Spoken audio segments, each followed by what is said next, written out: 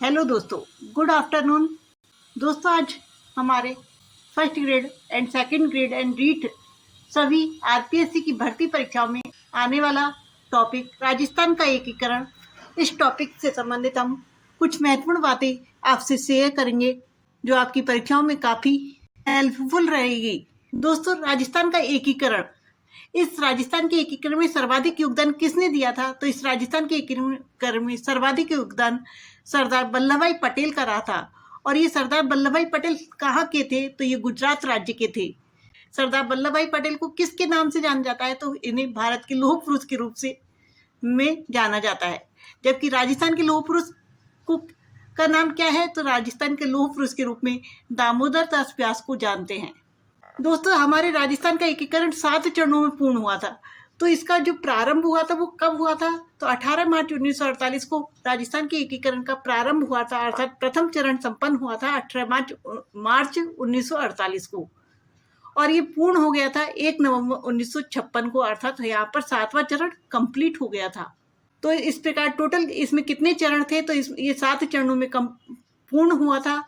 इसमें लगने वाला समय कितना था? हमारे राजस्थान के एकीकरण में कुल कितना समय लगा था आपसे पूछा जाएगा तो आपको बताना होगा। 8 वर्ष 7 माह और 14 दिन का समय लगा था।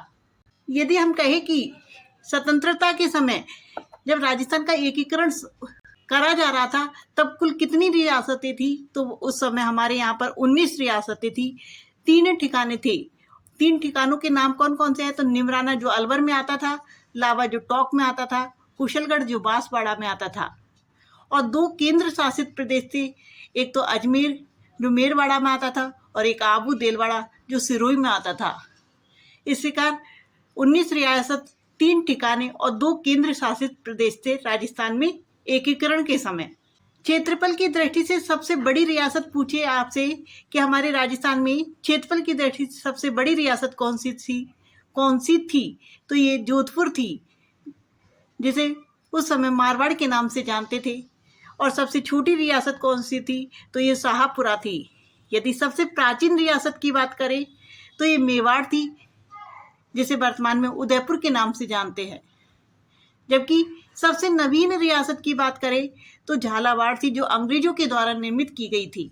इस प्रकार ये चारों ही बड़े मोस्ट है फैक्ट है कि सबसे बड़ी रियासत जोधपुर और मारवाड़, सबसे छोटी रियासत शाहपुरा, सबसे प्राचीन रियासत मेवाड़ और उदयपुर, जबकि सबसे नवीन रियासत झालावाड़ जो अंग्रेजों के द्वारा निर्मित की गई थी। आपसे पूछ लिया जाए अंग्रेजों के द्वारा निर्मित राजस्थान की कौन सी एकमात्र रियासत थी, तो वो है झालावाड़। उसके आगे हम कि यदि हमारे राजस्थान के एकीकरण में सबसे अंत में शामिल होने वाली रियासत का नाम पूछे तो उसका आंसर होगा हमारा सिरोही। जबकि तोप की सलामी का अधिकार नहीं था। राजस्थान की ऐसी कौन सी रियासत है जिसे तोप की सलामी का अधिकार नहीं था एकीकरण के समय? तो ये आंसर होगा हमारा शाहपुरा और किशनगढ़। ये दोनों ही कैसी थी?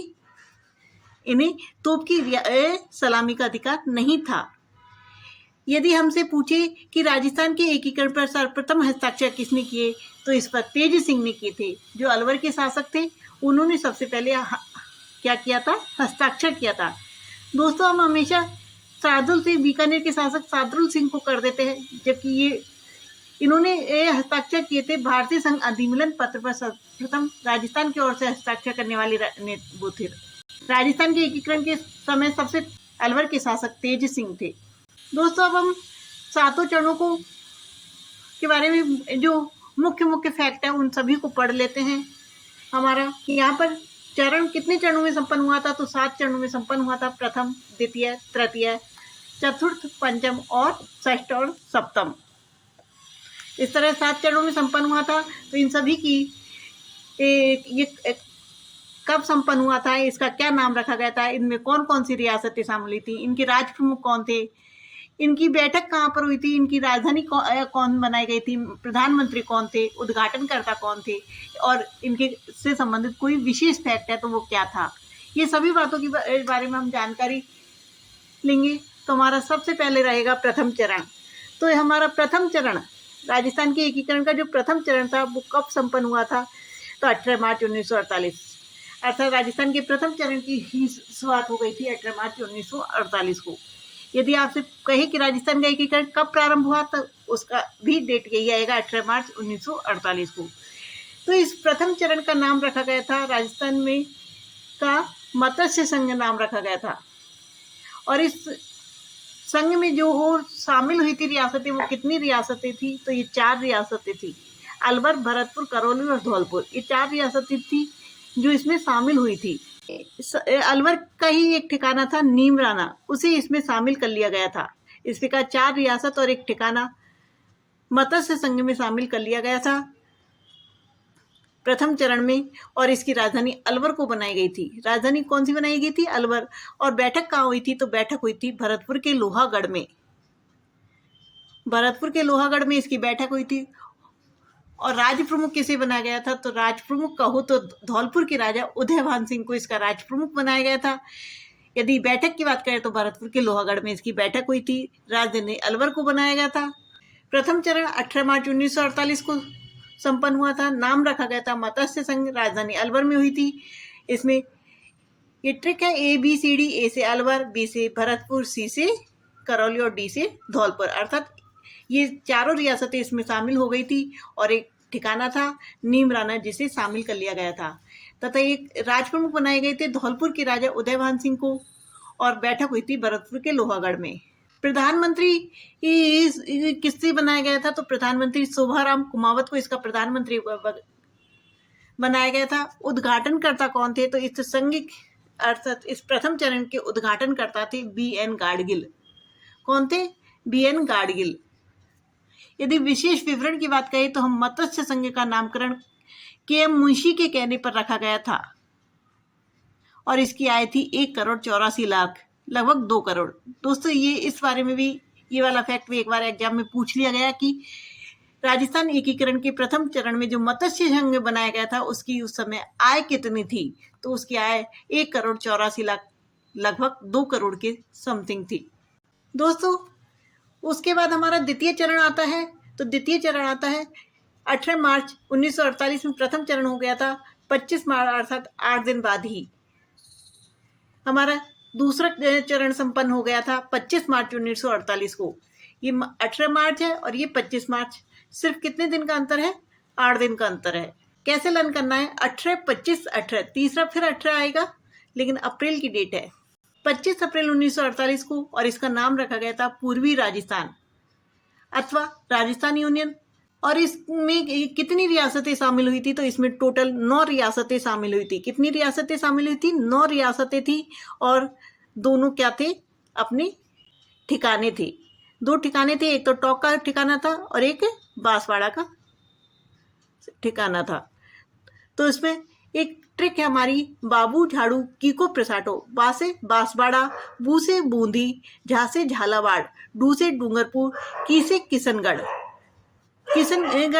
को से कोटा, प्र से प्रतापगढ़, सा से साहेबपुरा और टो से टोंक। इस प्रकार ये 9 रियासतें थी। 1, 2, 3, 4, 5, 6, 7, 8 और 9, टोटल कितनी रियासत हो गई? 9 रियासत हो गई हमारी। और 2 ठिकाने शामिल किए गए थे, कुशलगढ़ व अलावा। यदि हमसे पूछे कि द्वितीय चरण में जो पूर्वी राजस्थान अथवा राजस्थान यूनियन के नाम से जो संघ बनाया गया था उसकी राजधानी किसे बनाया गया था? उसकी राजधानी कोटा को बनाया गया था। जबकि राजप्रमुख किसे बनाया गया था? तो राजप्रमुख कोटा के भीम सिंह को बनाया गया था। जबकि उप राजप्रमुख की बात करें तो बूंदी के बहादुर सिंह उप राजप्रमुख बने थे। यदि प्रधानमंत्री की बात करें तो गोकुल लाल आसावा थे। और इसके उद्घाटनकर्ता कौन थे? तो उद्घाटनकर्ता भी गाडगिल थे। प्रथम के भी गाडगिल थे और इसके भी गाडगिल थे। तो उद्घाटनकर्ता को हम लर्न कर सकते हैं जैसे गाडगिल, गाडगिल, नेहरू, पटेल। गाडगिल, गाडगिल, नेहरू, पटेल, अर्थात प्रथम के कौन थे? गाडगिल, दूसरे के गाडगिल, तीसरे के तृतीय चरण के थे नेहरू, चाचा नेहरू, और चतुर्थ चरण के थे सरदार वल्लभ भाई पटेल। हमारा तीसरा चरण आता है, हमारा तृतीय चरण आता है 18 अप्रैल 1948 को। राजस्थान एकीकरण का तृतीय चरण संपन्न हो गया था 18 अप्रैल 1948 को। और इसका नाम रखा गया था संयुक्त राजस्थान। संयुक्त राजस्थान इसका नाम रखा गया था। जो पूर्वी राजस्थान की जो रियासतें थी उसी में उदयपुर को शामिल कर लिया गया था और नाम रख दिया गया था संयुक्त राजस्थान। और इसकी राजधानी बनाई गई थी उदयपुर को। उदयपुर नया शामिल हुआ था, वो इसी शर्त पे शामिल हुआ था कि हमें क्या बनाया जाएगा, उदयपुर को राजधानी बनाया जाएगा और हमारे राजा भोपाल सिंह को राज प्रमुख बनाया जाएगा। इसी शर्त पर वो शामिल हुई थी। इस प्रकार संयुक्त राजस्थान, इसमें पूर्वी राजस्थान में ही उदयपुर को शामिल कर लिया गया था।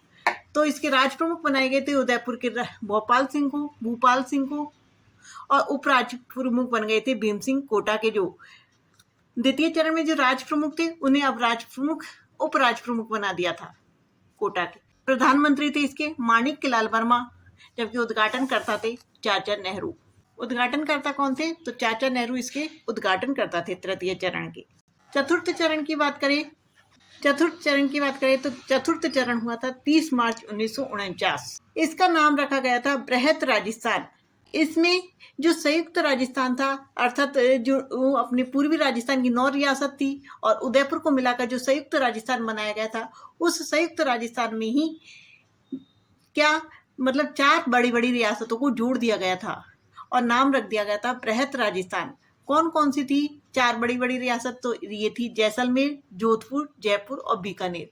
जैसे जैसलमेर, जैसे जोधपुर, जैसे जयपुर और बी से बीकानेर, तो ट्रिपल जे वी, ये इसकी ट्रिक है।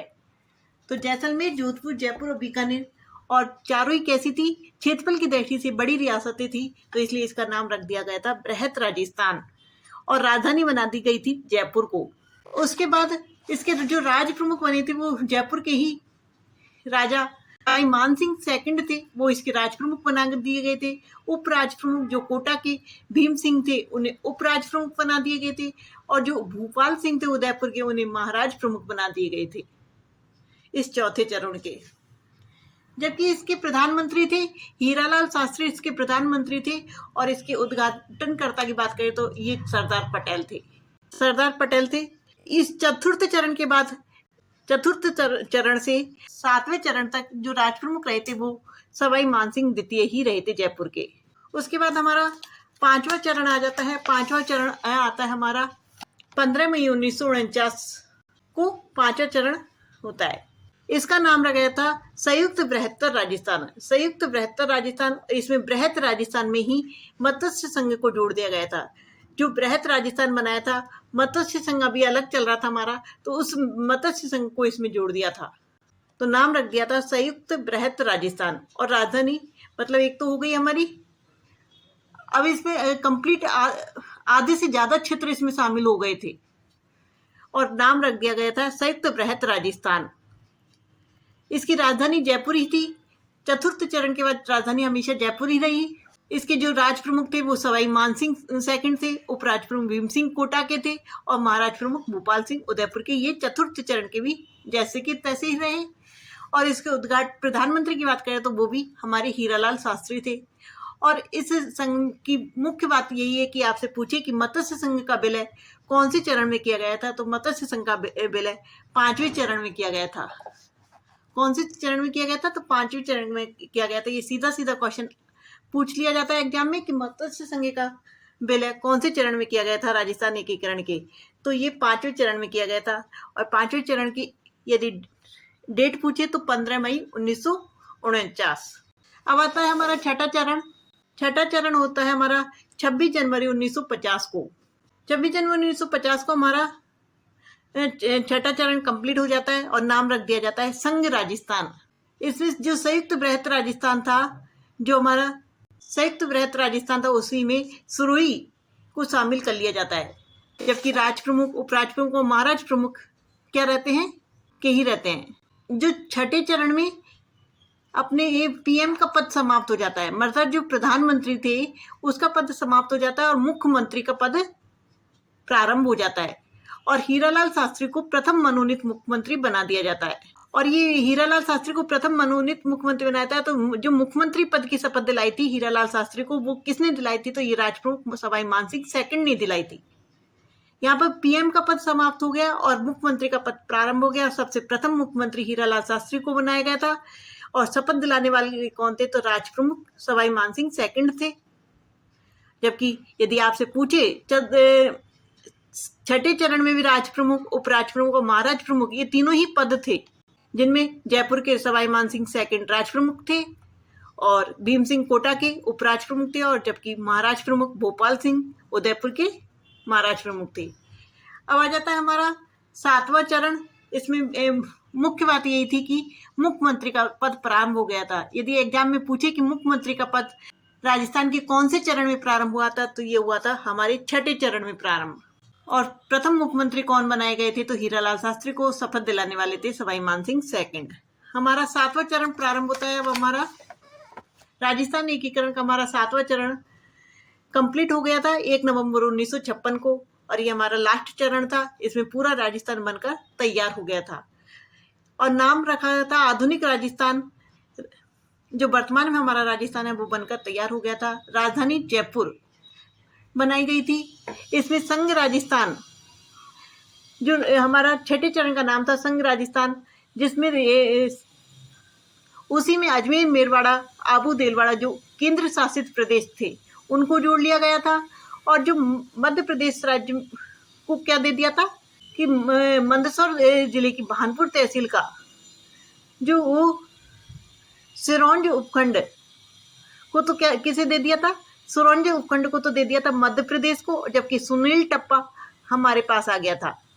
ये मध्य प्रदेश की मंदसौर जिले का भानपुर तहसील का सुनील टप्पा एक इस जगह थी, उसे तो हमारे राजस्थान में शामिल कर लिया गया था, जबकि सिरोंज उपखंड को मध्य प्रदेश को दे दिया।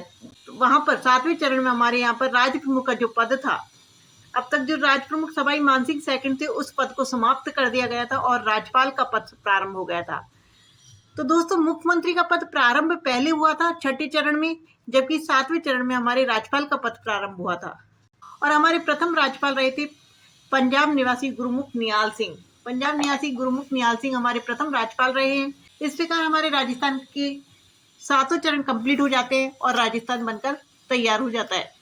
इस प्रकार हमारे राजस्थान का एक अंक कंप्लीट हो जाता है और कंप्लीट। अगली वीडियो में फिर मिलते हैं।